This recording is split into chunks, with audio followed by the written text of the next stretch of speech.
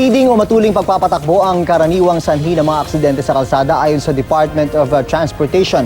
Kahit din daw ang mga tumatawid na sa pedestrian lane, hindi na rin nakakaligtas sa mga humaharurot na sasakyan. Balitang hatid ni Marisol Abduraman. Ang malagim na aksidente sa Caranglan, Nueva Ecija nitong Abril na kinamatay ng 34 na tao at ang trahedya ng mga estudyante sa Tanay Rizal nitong February. Ilan lamang ito sa mga aksidente sa kalsada na kumitil ng mga buhay. Ayon sa DOTR, ang mga road crashes nga raw ang pangunahing sanhi ng pagkamatay ng mga nasa 15 to 29 years old dito sa Metro Manila.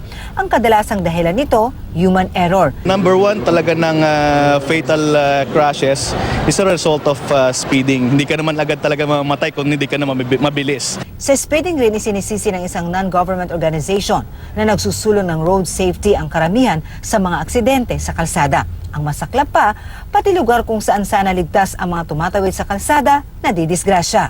Respect the pedestrians and even respect to our co-drivers. Speeding also affects other vehicles and also other road users, such as pedestrians. Sa katunayan, sa Metro Manila, ilang aksidente na rin sa mismong pedestrian lane ang naitala. Ang iba nga, nahulikan pa. Yung frequency ng mga nababalitang mga nasasaktan at namamatay sa sandinan sakuna sa kalsada ay dumadami, dumadalas.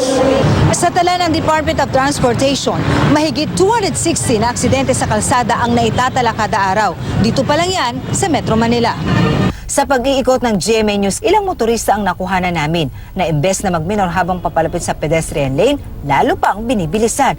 Kaya maraming pedestrian ang animo nakikipagpatentero sa mga sasakyan.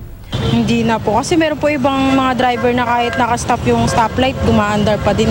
Siyempre alalay pre, no? Tapos tumitigil din kayo kapag may... Siyempre. Okay, so hanggang ngayon ginagawa niyo pa rin yan? Oo. All the time? Siyempre. Or may mga pagkakataon na pag nagmamadali, halimbawa? Hindi, talagang may preno ko.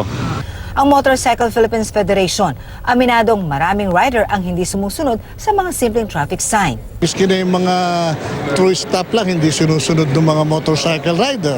Paalala ng mga otoridad, respetuhin ang mga pedestrian at kapwa motorista para iwas disgrasya.